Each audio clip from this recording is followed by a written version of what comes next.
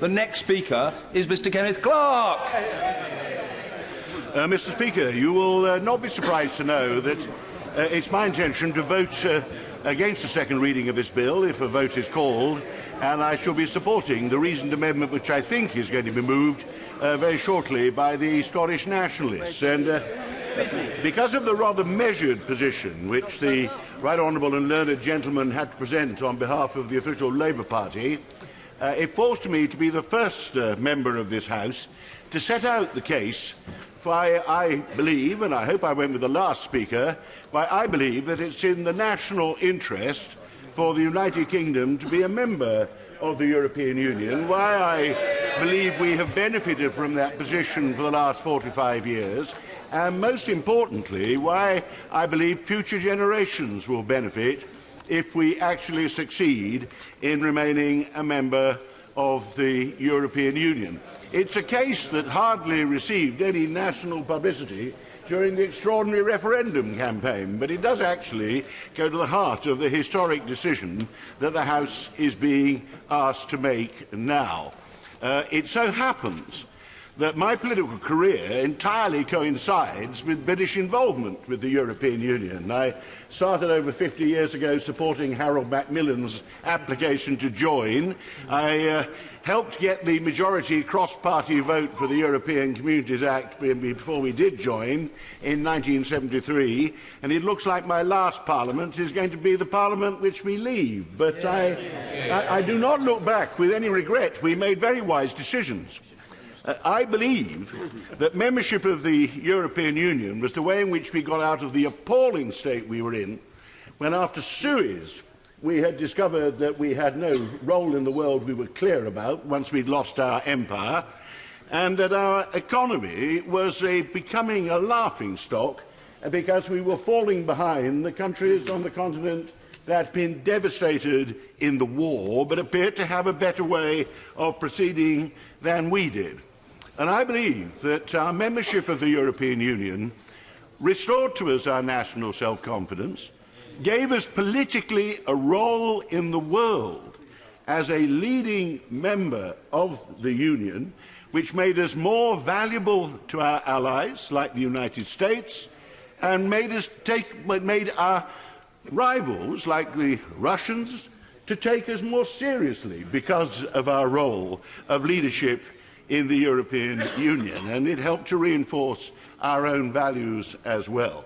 And our economy benefited enormously and continued to benefit even more as the market developed from our close and successful involvement in developing trading relationships with the inhabitants of the continent. Now, I'm very fortunate to be called this early. I apologise to my old friend and right honourable friend, but there are 93 other members still waiting to be called, so if you forgive me, I won't. In fact, the Conservative governments in which I served made very positive contributions to the development of the European Union. There were two areas in which we were the leading contender and made a big difference. The first was when the Thatcher government led the way in the creation of the single market. The customs union, the so-called common market, had served its purpose, but regulatory barriers matter more than tariffs in the modern world. And but for the Thatcher government, the others would not have been induced to remove those barriers, and I think the British benefited more from the single market than any other member state. It has contributed to our comparative economic success today. We were also always the leading government after the fall of the Soviet Union in the process of enlargement to Eastern Europe, taking in the former Soviet states, and that was an extremely important political contribution.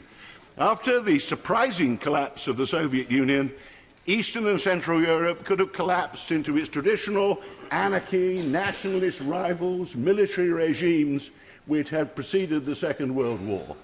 We actually pressed the urgency of bringing in these new independent nations, giving them the goal of European Union, which meant liberal democracy, free market trade, and so on, and we made Europe a much more stable place. So that has been our role in the European Union, and I do believe that it is a very, very bad move, particularly for our children and grandchildren, that we're all sitting here now saying that we're embarking on a new unknown future, which I shall touch on a moment, but which I think is simply baffling every friend of the British and the United Kingdom throughout the world. So that is why I shall vote against. Let me just deal with the arguments that I should not vote, that I'm being undemocratic, that this is quite wrong, and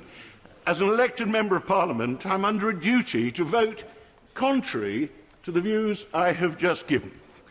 Now, I'm told this is because we held a referendum. Now, firstly, I'm in the happy situation that my opposition to referendums as an instrument of government is quite well known and has been frequently repeated throughout my political career, and I made no commitment to accept a referendum. I think particularly this referendum, with such an enormous question being asked for a simple yes-no answer on one day, with hundreds of complex issues wrapped up within it, was a most unsuitable, particularly unsuitable question for a plebiscite of that kind, and that was reinforced by the nature of the debate. Constitutionally, when the government tried to stop the House having a vote, they didn't go to the Supreme Court arguing that a referendum bound the House, and that was why we shouldn't have a vote, because the referendum had always been described as advisory in everything that the government put out. There's no constitutional standing for referendums in this country. No sensible country has referendums. The United States, Germany don't have referendums in their political system. They went to the Supreme Court arguing the archaic constitutional principle of the royal prerogative, that the executive somehow had absolute power when it came to dealing with treaties, and not surprisingly, they lost. But what about the position of those members of Parliament here? Because there's no doubt that by an adequate but narrow majority, Leave won the referendum campaign. I won't comment on the nature of the campaign. Those arguments which got publicity in the national media on both sides, were on the whole fairly pathetic.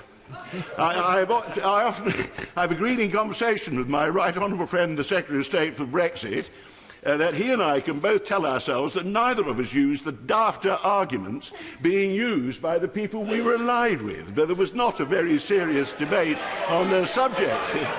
I don't recall £350 million a week for the health service coming from the Secretary of State for Brexit.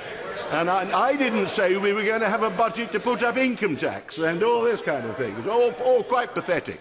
But going back to what is the position, let me give an analogy, a loose one, but I think not totally loose, explaining the position of members of Parliament after this referendum.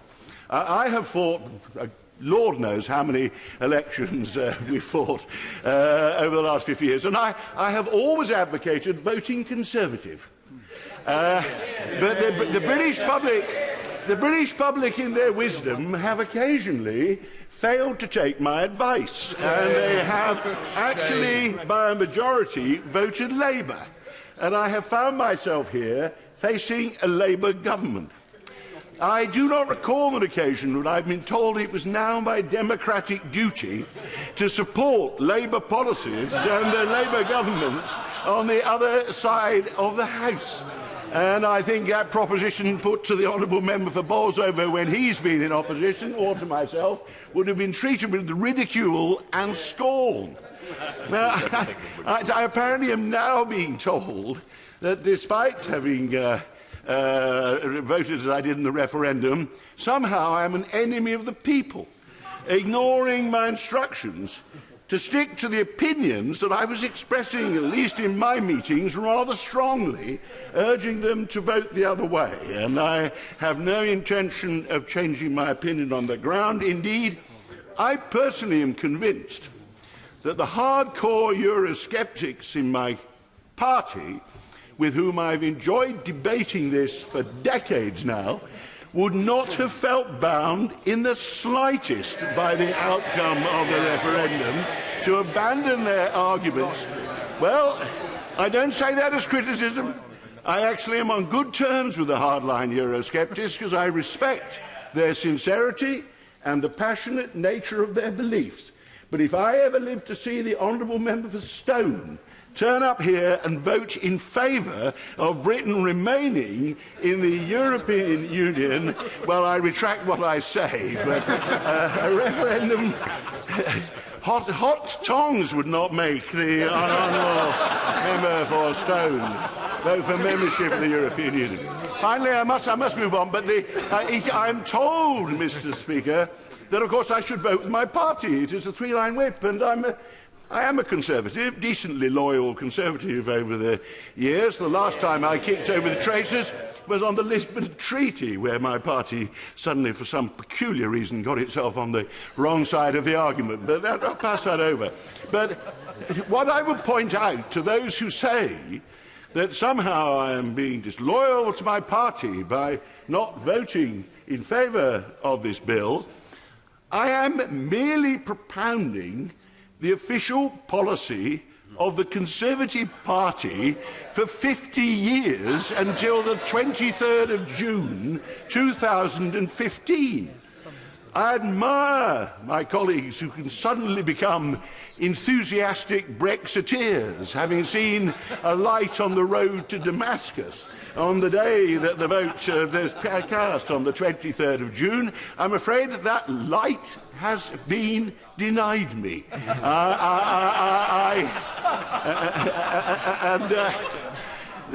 I feel the spirit of the former colleague, who I rather respected, apart from one or two of his extreme views, my former colleague Enoch Powell, the best speaker of the Eurosceptic cause I probably ever heard in this House of Commons. If he was here, he probably would find it amazing to believe that his party had become Eurosceptic and rather mildly anti-immigrant in a very strange way in 2016. Well, I'm afraid on that I haven't followed them, and I don't intend to do so.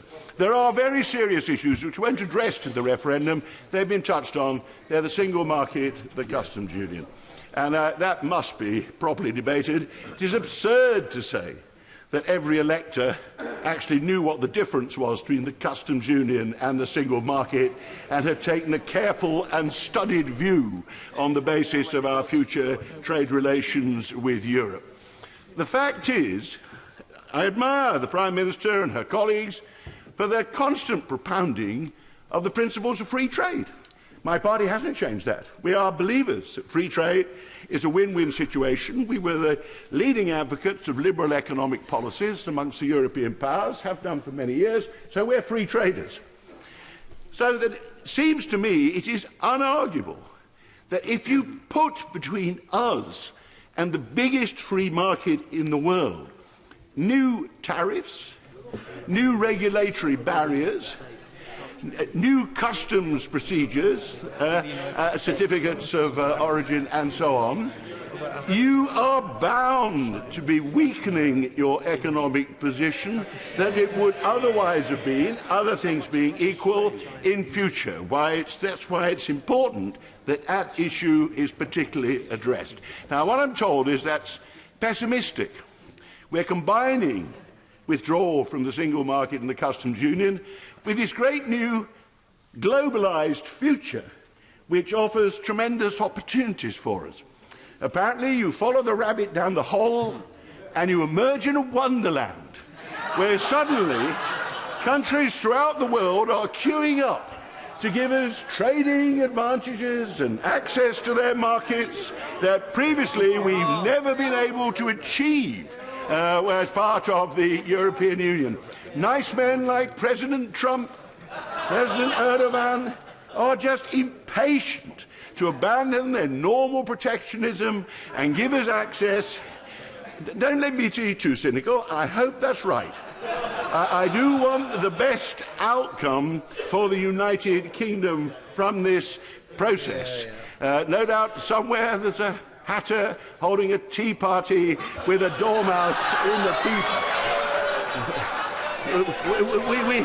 We need success in these trade negotiations to recoup at least some of the losses which we're going to incur from leaving the single market. And if all is lost on the main principle, that is the big principle this House must get control of and address seriously in proper debates and votes from now on. So I end, I hope I've adequately explained that my views have not been shaken very much on this issue over the decades and have actually somewhat strengthened. Most people here are familiar with Burke's address to the electors of Bristol, I trust, and I always firmly believe that every MP should vote on an issue of this importance according to their view of the best national interest. I never quote Burke, but I paraphrase him. And he said to his constituents, "If I no longer don't give you my benefit of my judgment and simply follow your orders, I am not serving you, I am betraying you." I personally shall be voting with my conscience content in this vote. And when we see what unfolds hereafter as we leave the European Union, I hope the consciences of other members of Parliament remain equally content.